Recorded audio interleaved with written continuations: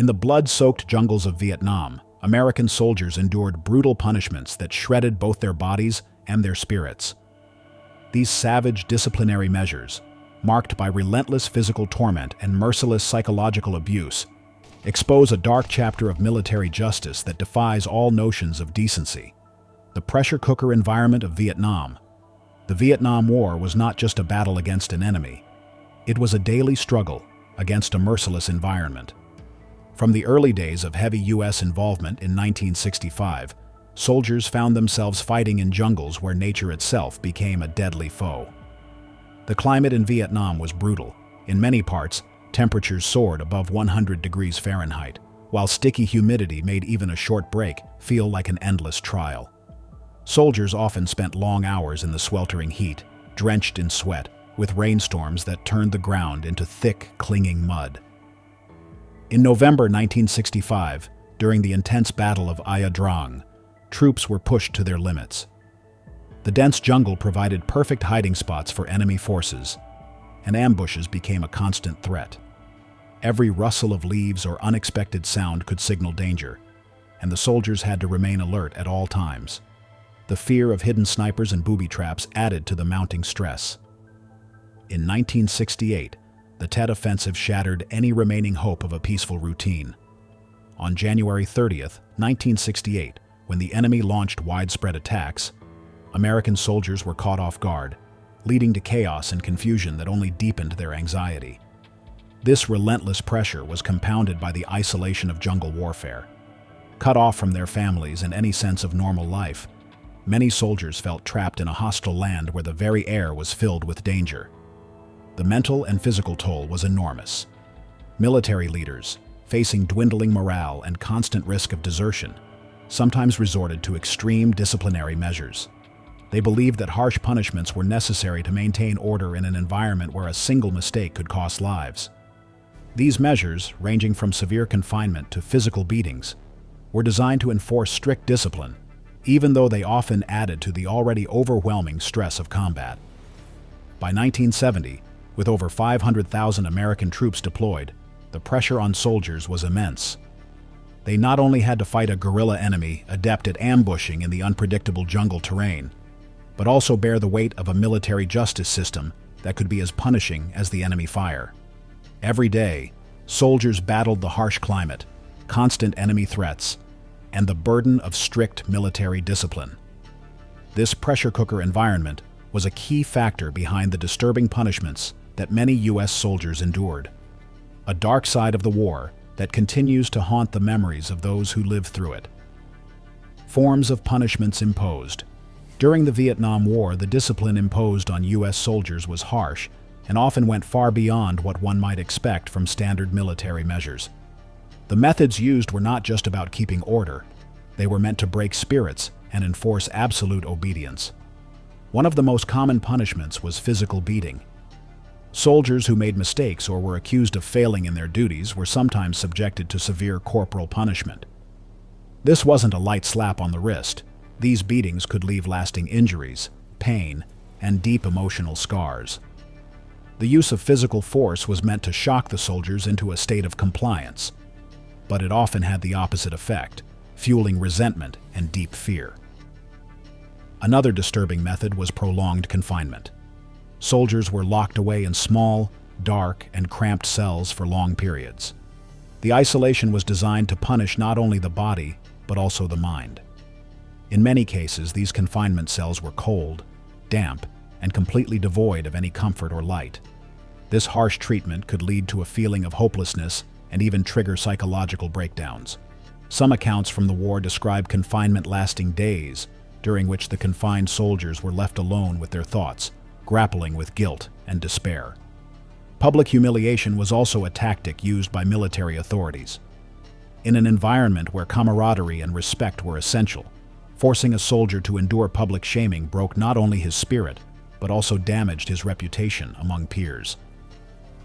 Humiliation could take many forms, from verbal abuse to being forced to stand in front of his unit, wearing degrading signs or uniforms that marked him as a failure. This form of punishment was particularly brutal because it attacked a soldier's honor and dignity. making it difficult for him to regain trust or confidence among his comrades. Psychological torment was another extreme measure employed to enforce discipline.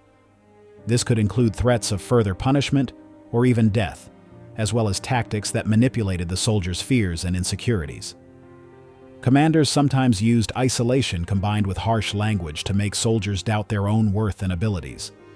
The constant stress and uncertainty, coupled with the fear of sudden brutal punishment, often led to long-lasting anxiety and post-traumatic stress. These punishments were implemented during a time when the military was under immense pressure to maintain order amid a chaotic and unpredictable war. Leaders believed that such extreme measures were necessary to ensure that soldiers stayed focused and obedient, even though these methods sometimes pushed individuals to the brink. The forms of punishment imposed during the Vietnam War remain a dark reminder of the severe measures taken in an effort to enforce discipline during one of America's most challenging military conflicts. Notable cases and disturbing examples. During the Vietnam War, stories of harsh punishments for U.S. soldiers emerged that sent shockwaves through military ranks and left scars that lasted a lifetime. One of the most infamous cases is that of Private Thomas "Tom" Harris, whose ordeal in early 1967 near the Mekong Delta became a symbol of the brutal discipline enforced during the conflict. Tom, a young recruit barely 19 years old, was accused of dozing off during a critical night watch. In a war zone where every second counted, such a lapse was considered unforgivable. Instead of receiving a gentle reprimand, Tom was subjected to a severe public beating. Accounts from fellow soldiers described the incident in stark detail. His uniform was torn, his body bruised, and his spirit visibly broken as he was forced to endure the punishment in full view of his peers. This incident, recorded by Unit Sergeant James "Jim" Douglas on December 5, 1967, became an early example of how discipline could quickly turn into a tool of terror. Another deeply disturbing case involved Sergeant John Wallace in early 1968. John, a seasoned soldier with several combat tours under his belt, was accused of deserting his post during a chaotic skirmish in the Central Highlands. Although many later argued that miscommunication played a role, the military leadership was adamant about enforcing strict discipline to maintain order. On February 14, 1968, in front of a large assembly of his unit, John was subjected to an ordeal that included hours of physical abuse, followed by several days of solitary confinement in a damp, windowless cell. His confinement lasted for 4 days, during which he was provided only minimal rations and no access to proper medical care. The harsh conditions not only led to severe dehydration and muscle pain, but also left him with lasting psychological trauma. Fellow soldiers later recounted how John's spirit was shattered, and his trust in military leadership eroded permanently. In a separate incident reported on May 20, 1968, near the outskirts of Da Nang, a young soldier known as Private Michael "Mike" Rivera faced punishment for what his superiors described as insubordination. Mike had questioned a questionable order during an operation, and his act of speaking out was seen as a threat to the chain of command. The response was swift and merciless. Mike was taken to a remote facility where he was publicly humiliated. He was forced to stand in the scorching sun for hours while his peers jeered at him. Witnesses later said that Mike's eyes reflected not just pain, but a deep betrayal by those he had trusted. This public shaming served as a grim warning to others and highlighted the military's readiness to quash dissent, regardless of the circumstances. One of the most chilling accounts comes from late 1968, involving Corporal William "Bill" Jennings. Bill was renowned for his calm demeanor and bravery under fire, yet he found himself caught in a situation where a minor mistake led to extraordinary punishment. After a brief miscommunication during a night patrol near the Cambodian border, Bill was accused of jeopardizing the mission. Instead of a private conversation, the disciplinary committee chose to make an example out of him. On November 2, 1968, Bill was publicly confined in a tiny, poorly lit cell for a week. The confinement was so severe that his cellmates later reported how Bill's once steady voice turned hoarse from crying out in frustration and despair. His case was meticulously documented in military records, yet it remains one of the most debated examples of overzealous discipline during the war. Adding to the list of disturbing examples is the case of Specialist Robert "Bob" Nguyen. Not to be confused with the many Vietnamese individuals with the same last name, Bob was an American soldier of Vietnamese descent who often faced additional scrutiny due to his background. In mid-1969, during a particularly tense period when morale was at an all-time low, Bob was accused of fraternizing with local civilians, an act deemed unprofessional and dangerous. His punishment was both physically and emotionally brutal. He was subjected to a night of relentless beatings and was then forced to listen to recordings of his alleged transgressions in front of his entire platoon. This method of punishment, intended to strip away his sense of identity and honor, only deepened the alienation he felt from both his comrades and the military system. Each of these cases, though unique in its circumstances, shares a common thread: the use of punishment not merely as a corrective measure, but as a tool to instill fear and absolute obedience. The records from various military archives reveal that these harsh measures were often justified by the belief that in the unpredictable and dangerous environment of Vietnam, any sign of weakness could cost lives. However, the personal toll on soldiers was immense. Many of those who experienced such punishments carried the trauma with them long after the war ended, their careers and lives irreparably damaged by the cruelty they endured.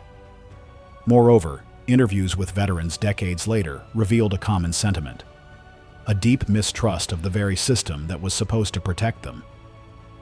These disturbing cases have been cited in several military reviews and human rights discussions as examples of how the pressures of war can lead to the erosion of ethical standards. The stories of Tom Harris, John Wallace, Mike Rivera, Bill Jennings, and Bob Nguyen are not just isolated incidents, but part of a broader narrative of punishment and control that defined the experience of many U.S. soldiers in Vietnam. Their stories serve as a haunting reminder of a time when discipline in the military took on a brutal form, leaving scars that went beyond the physical and echoed in the hearts and minds of those who survived. The disturbing punishments imposed during the Vietnam War remain a dark chapter in military history, one that continues to spark debate about the balance between order and human decency in times of conflict. Immediate effects on soldiers. The immediate impact of these brutal punishments on U.S. soldiers was both physical and mental, creating wounds that went far beyond the battlefield. In the sweltering heat of Vietnam, a single beating or a stint in a cramped, dark cell could leave a soldier reeling from pain and shock. For many, the physical injuries, bruises, broken bones, and cuts, were only the beginning. These harsh measures often triggered severe emotional distress, causing a deep sense of humiliation and fear that lingered long after the punishment was over. After enduring a public beating, soldiers reported feeling an overwhelming sense of betrayal and isolation.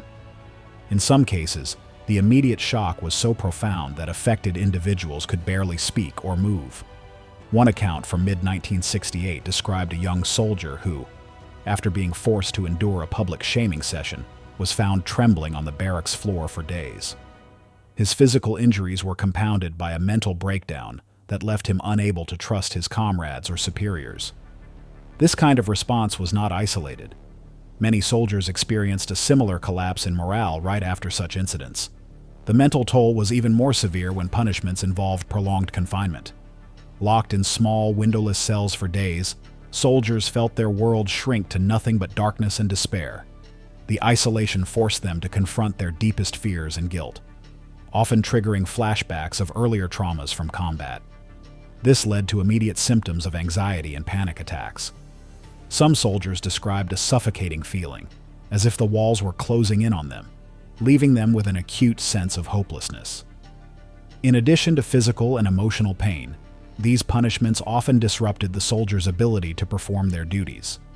After being subjected to harsh discipline, many reported difficulty focusing on missions, increased irritability, and a heightened sense of paranoia. The constant fear of another round of punishment made it hard for them to bond with their peers, leading to a breakdown in unit cohesion. Reports from late 1967 and early 1968 indicate that in several units, morale plummeted immediately after incidents of severe punishment, sometimes even prompting desertions and mutinies. The immediate effects of these measures were a clear signal that the military's extreme disciplinary actions had a double-edged impact. While intended to enforce order, They instead left a trail of shattered confidence and deep emotional scars that affected soldiers well beyond the moments of punishment. These brutal experiences not only altered the lives of individual soldiers, but also disrupted the overall effectiveness of military units during one of America's most challenging conflicts. Long-term consequences and scars. The harsh punishments inflicted on U.S. soldiers during the Vietnam War did not simply end when the punishment did. Instead, these brutal disciplinary measures left long-lasting marks, both visible and invisible, that affected soldiers for the rest of their lives. Even after returning home, many veterans found that the physical injuries, deep emotional pain, and psychological trauma they experienced in Vietnam would haunt them for decades. One of the most immediate long-term effects was the onset of chronic physical pain and disability. Soldiers who endured severe beatings, prolonged confinement, or other forms of physical punishment often suffered from lingering injuries such as broken bones, nerve damage, and muscle deterioration.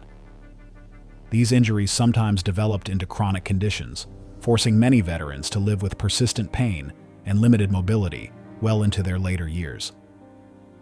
Medical records from the 1970s and 1980s reveal that a significant number of Vietnam veterans required ongoing medical treatment, physical therapy, and, in some cases, surgeries to manage their conditions. Perhaps even more devastating were the psychological scars that many soldiers carried. The brutal punishments not only broke their bodies but also shattered their mental well-being. After returning home, numerous veterans began to display symptoms of what we now recognize as post-traumatic stress disorder, PTSD. Research indicates that between 15% to 30% of Vietnam veterans experienced PTSD, a condition that manifested as flashbacks, severe anxiety, nightmares, and an overwhelming sense of dread. For these individuals, the memories of public beatings, harsh confinement, and the constant threat of punishment reappeared in their minds repeatedly, affecting every aspect of their daily lives. In interviews conducted during the late 1970s and early 1980s, many veterans described the intense feelings of shame and isolation that followed them long after the war ended. The military's use of extreme disciplinary measures left a residue of mistrust, not only in their leaders, but also in their fellow soldiers.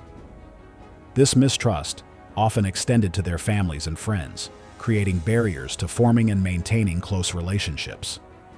For many, the scars were not only internal, but also social, as they struggled to reconnect with a society that had largely misunderstood or ignored the full extent of their suffering. The long-term consequences of these punishments were also evident in the high rates of substance abuse and mental health disorders among Vietnam veterans.